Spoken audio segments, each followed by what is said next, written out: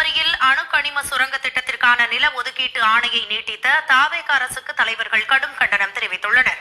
கன்னியாகுமரி மாவட்டம் மணவாளக்குறிச்சியில் உள்ள மத்திய அரசின் IREL ஆலைக்கு அணுக்கனிம மூலப்பொருட்களை வழங்க கிள்ளியூர் அடுத்த கீழ்மிடாலம், மிடாலம் உள்ளிட்ட கிராமங்களில் 1144 ஹெக்டேரில் அணுக்கனிம சுரங்கம் அமைக்க கடந்த 2020 அதிமுக ஆட்சியில் ஒப்புதல் அளிக்கப்பட்டது.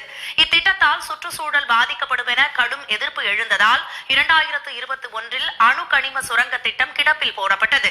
அணுக்கனிம சுரங்கம் அமைக்க 1144 ஹெக்டேர் நிலங்களை ஒதுக்கி 2021 ஆண்டு ஜூன் 11 நாள் மத்திய அரசு பிறப்பித்த ஆணை காலாவதியாக இருந்த நிலையில் கடைசி நாளில் தாவேக அரசு அணுக்கனிம சுரங்க நில ஒதுக்கீட்டு ஆணையை மேலும் ஓராண்டுக்கு நீட்டித்துள்ளது.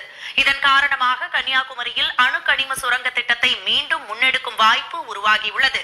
தேர்தலுக்கு முன்பு அணுக்கனிம சுரங்க திட்டம் கைவிடப்படும் என்று கூறி ஆட்சிக்கு வந்த தாவேகாவின் இந்த செயல் அதிர்ச்சியை ஏற்படுத்தியுள்ளது.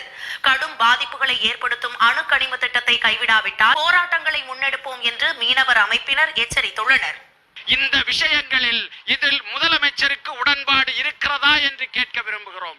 ஏனென்றால் இவங்க தான் தீர்மானம் நிறைவேற்றினாங்க, இவங்க கட்சி தான் போராட்டம் நடத்துச்சு அதை எதிர்த்து. ஆனா இவங்களே மணல் எடுப்பதற்கும் கனிமங்களை பிரித்தெடுப்பதற்கும் அனுமதி கொடுக்கிறார்கள் என்றால் இது சமூக நீதியும் இயற்கையையும் காப்பதற்கான முன்முயற்சி எடுத்திருக்கின்ற இந்த முதலமைச்சரின் கவனத்திற்கு வந்துதான் நடந்ததா, அல்லது புறவாசல் வழியாக யாரையோ ஏமாற்றி அனுமதி பெறப்பட்டதா?